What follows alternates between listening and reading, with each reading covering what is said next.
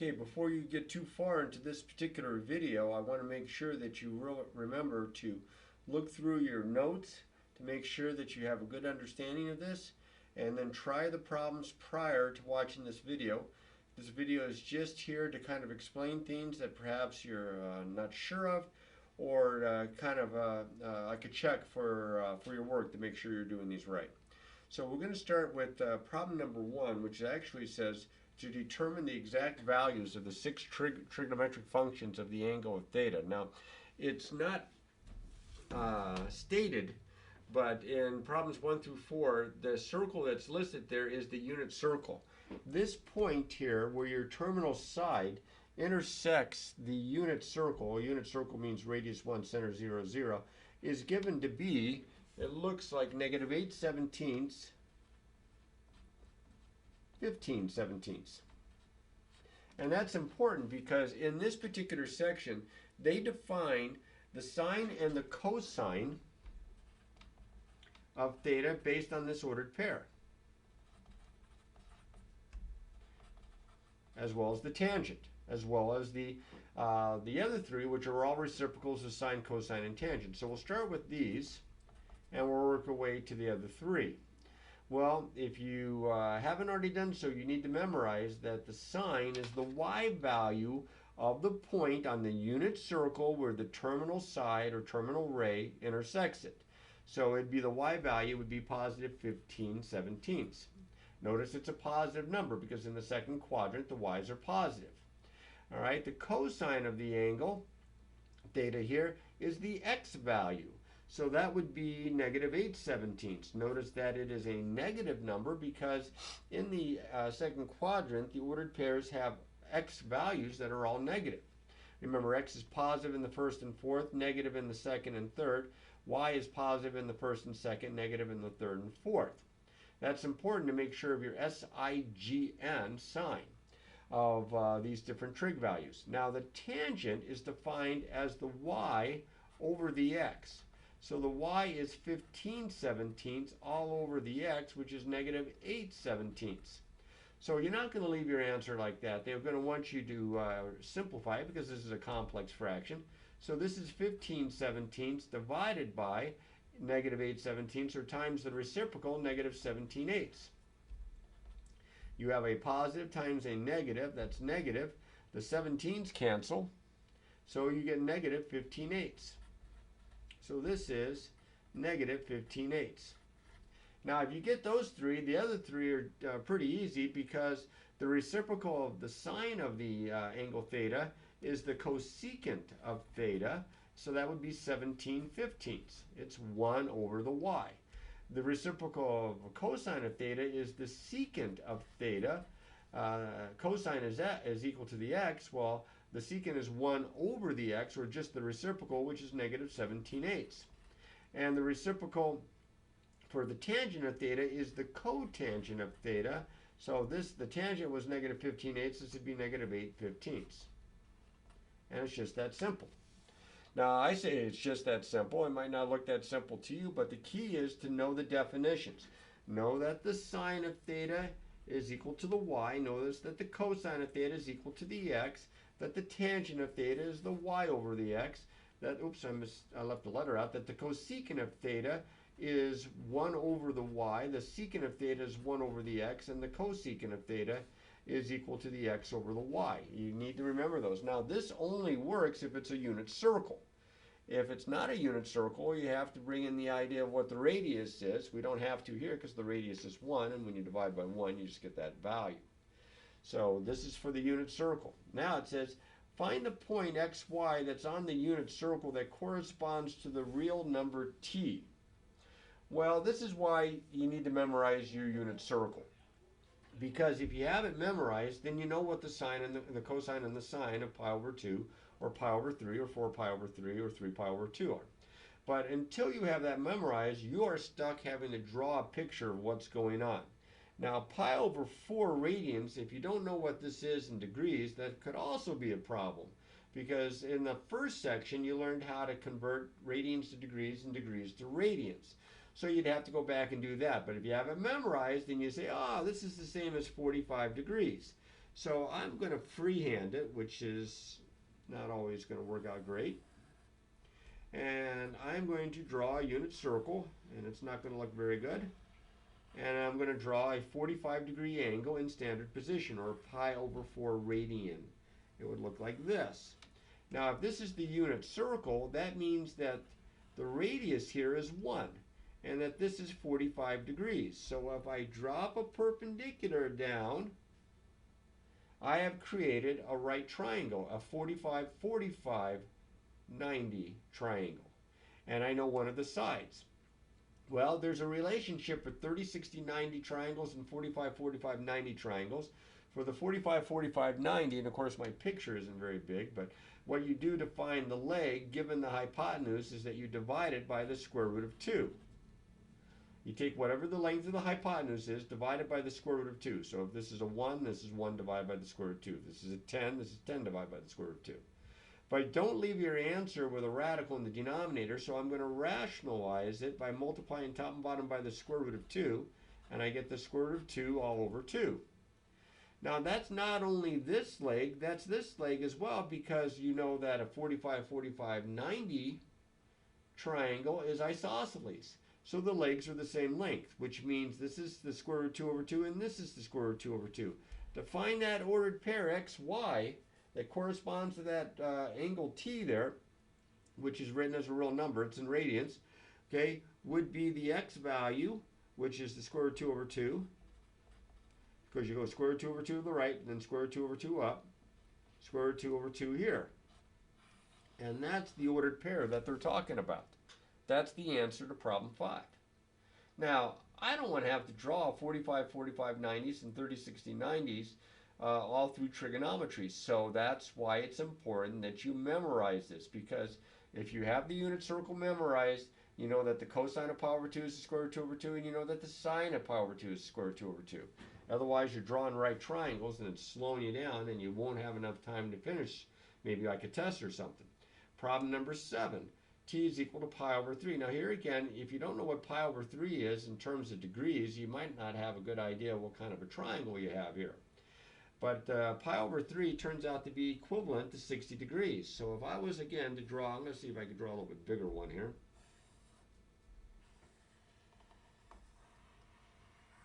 Not so good. Let's say that this is a unit circle here. Radius 1, center 0, 0. And I draw an angle in standard position that's 60 degrees. So it might look more like this. Well, again, the radius here is 1, and if I drop a perpendicular down, do you see I have a right triangle, not just any right triangle. If this is 60, this is 30, I have a 30, 60, 90 triangle. Now the relationship of the sides here, different than the one for the 45, 45, 90. If you know the hypotenuse, the shorter leg is half that. So this is a half. And to go from the shorter leg to the longer leg, you take whatever the length of the shorter leg is and you multiply it by the square root of 3. So 1/2 times the square root of 3, which is like the square root of 3 over 1, is the square root of 3 over 2. So that means that this is the square root of 3 over 2 up. So I go a half to the right, square root of 3 over 2 up. My ordered pair is 1/2 square root of 3 over 2. And that's my answer. That's what they're looking for. Now, the next two are not in the first quadrant. By the way, if your terminal side in standard position is in the first quadrant, it's called a first quadrant angle. If it's in the second quadrant, it's called a second quadrant angle, and so on.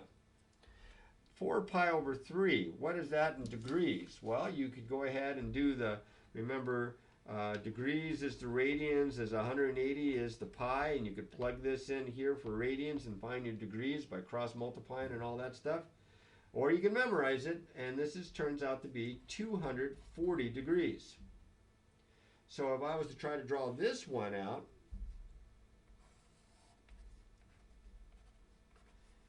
let's see, well, not so good. That's pretty terrible. 240 degrees, well, this is 180, so 60 more.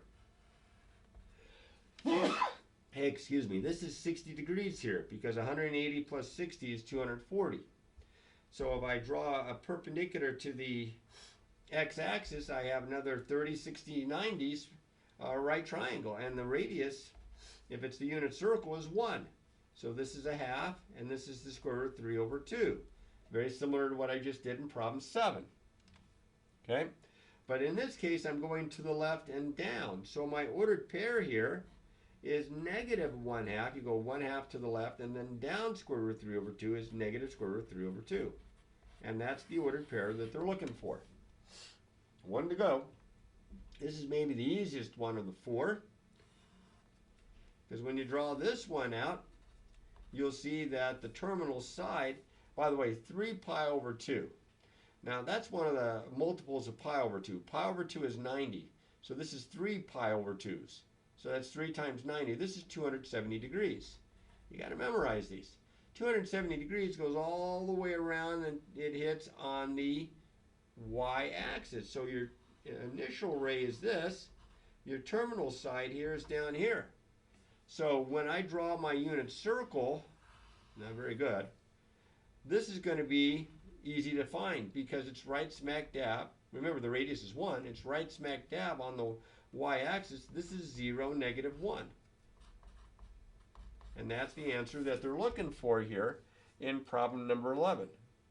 So I like multiples of pi over 2 or multiples of 90 because they put them right on one of the axes. Now, I had mentioned that if the terminal side was in the first quadrant in standard position, it's a first quadrant angle. If it's on one of the actual, the x or the y axes, we used to call those, and I don't know if I'm saying this right, but we used to call those quadrantal angles. I may be wrong with that. All right, you can ask your teacher. Evaluate, if possible, the sine, the cosine, and the tangent of the real number. Now, just a little bit ago, I did problem 5, which was pi over 4. And notice that problem number 13 is pi over 4. So the sine of pi over 4, the cosine of pi over 4, and the tangent, I'm going to raise this up a little bit, the tangent of pi over 4 can be found if I use my diagram right here, because that's 45 degrees. That's pi over 4. There's my x, there's my y, this is my cosine, this is my sine.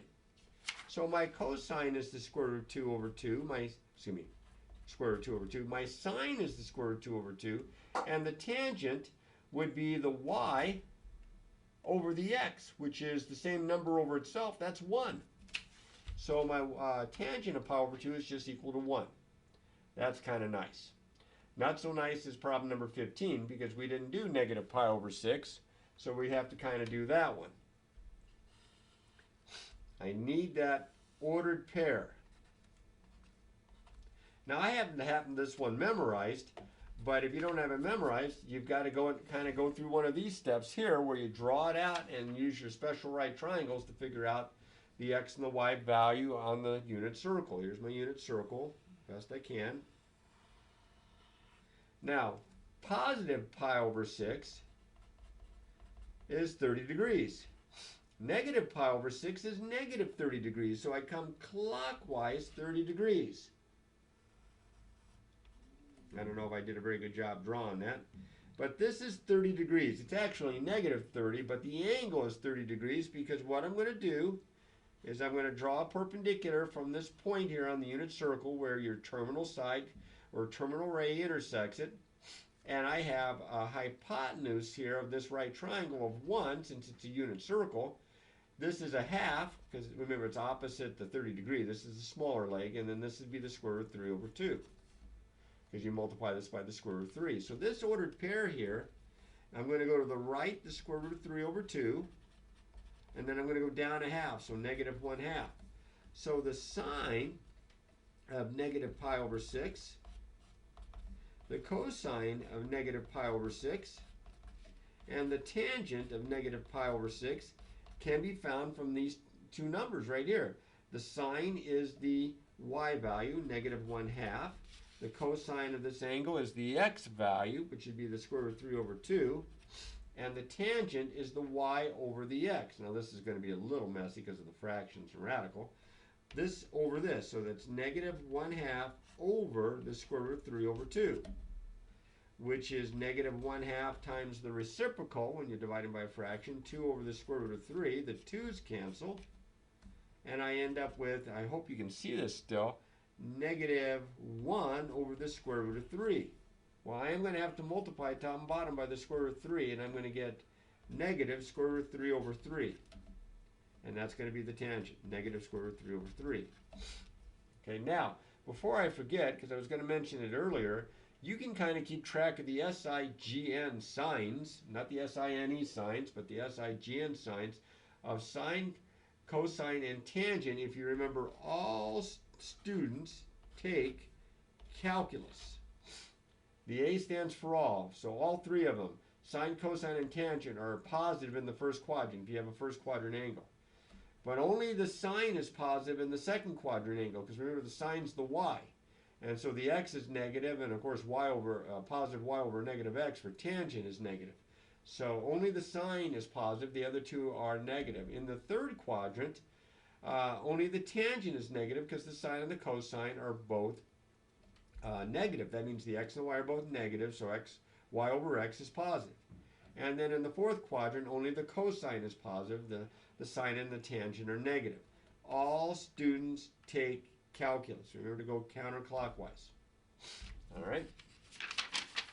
3 more of these. Yikes. All right, so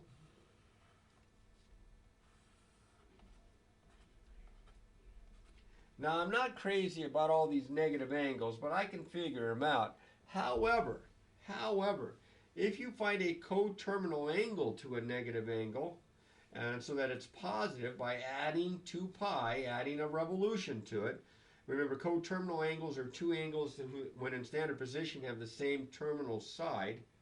Okay, that would give you not 2 angles that are equal, but that would give you 2 angles that would be coterminal, and coterminal angles have the same sines, cosines, and tangents. So if I actually added 2 pi to this, 2 pi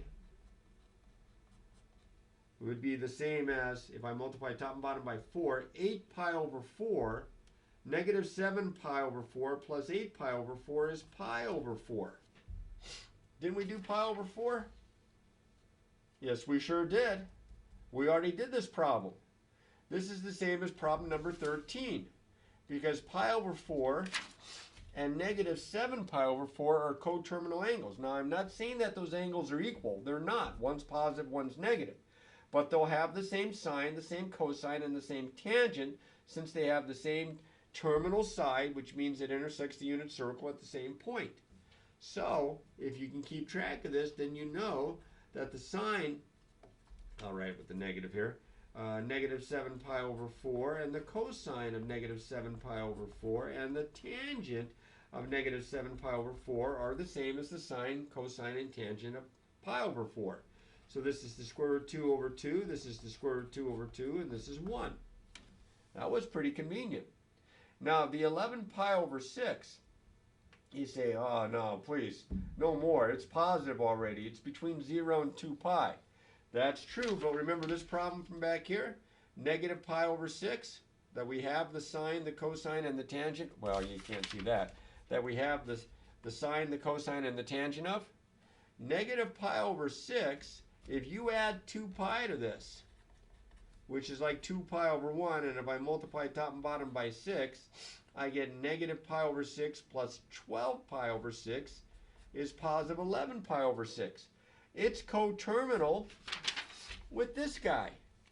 So the sine of 11 pi over 6, the cosine of 11 pi over 6, and the tangent of 11 pi over 6 are going to be the same. Now picture it, 11 pi over 6, if you change this in degrees, it's 330 degrees. It's all the way around like this. Remember this guy here just a little bit ago? That same terminal side. So negative 1/2 square root of 3 over 2 and negative square root of 3 over 3. So 1/2 negative square root of 3 over 2 and negative square root of 3 over 3. Let's see if I have those right. I do. So that was really nice. And then 21, we have negative 3 pi over 2. Now, that's not coterminal with, oh, I didn't have that one. So, oh, I have 3 pi over 2 here. So that's what I was thinking. Negative 3 pi over 2, think about this. Here's your unit circle. Negative 3 pi over 2, you go clockwise. because this is like negative 270. Look what happens here. There's your angle. There's the point. This is going to be 0, 1.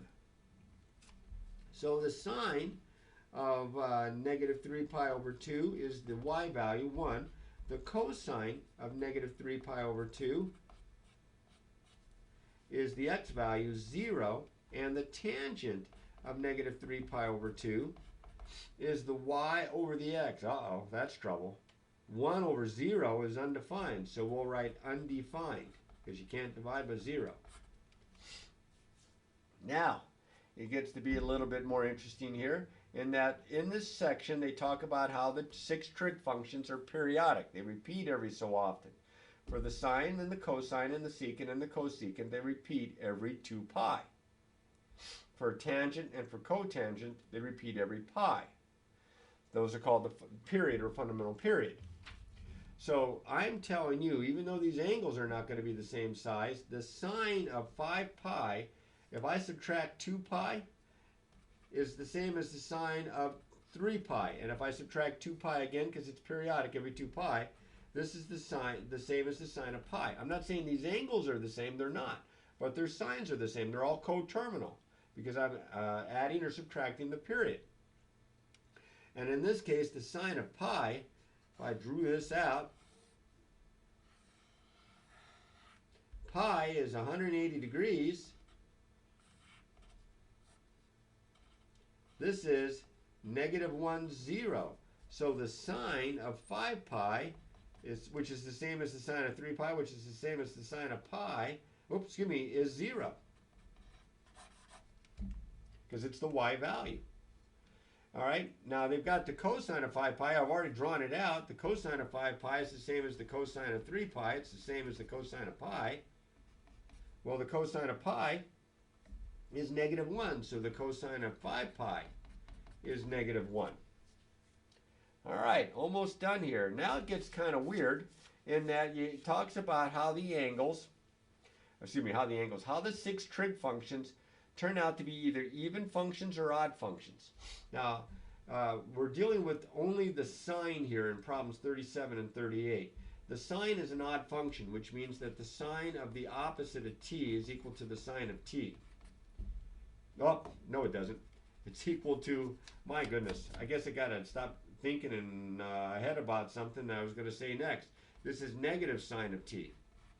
Remember, if it's odd, f of the opposite of x is equal to opposite of f of x, and if it's even, f of the opposite of x is equal to f of x. Well, this is odd. The sine, the cosecant, the tangent, and the cotangent are all odd functions. Only the cosine and the secant are even functions. So what that means is that, look back here, right? Oh, if you can still see that. I have the sine of t for problem 37 as a third. So the sine of the opposite of t is opposite sine t. It's the opposite of this. This is negative 1/3. And the cosecant of the opposite of t, these are reciprocals. So this is negative 3 over 1, which is just negative 3. Not so bad. Now here, this says that the sine of the opposite of t is 3/8. Now we know that the sine of the opposite of t is opposite sine t. So what this is saying is that this is equal to the opposite of the sine of t. Well, the opposite of the sine of t equals 3/8 only if the sine of t is negative 3/8. I just multiply both sides by negative 1. So the sine of t is negative 3/8. The cosine of t, was it the cosine of t or cosecant? I better check. It is cosecant, which is even better. Because otherwise I got more work to do. Oops, let me write a cosecant. The cosecant of t is the reciprocal, so that would be negative 8/3. And that's how those problems work out. But you really need to make sure you look through your notes that you took on these and make sure you feel comfortable with this. I saw your instructor has a couple of interesting websites that you can go to, including one now for like a flashcard, a virtual flashcard website for learning the unit circle, which I've been telling you, you definitely need to memorize. So practice, practice, practice.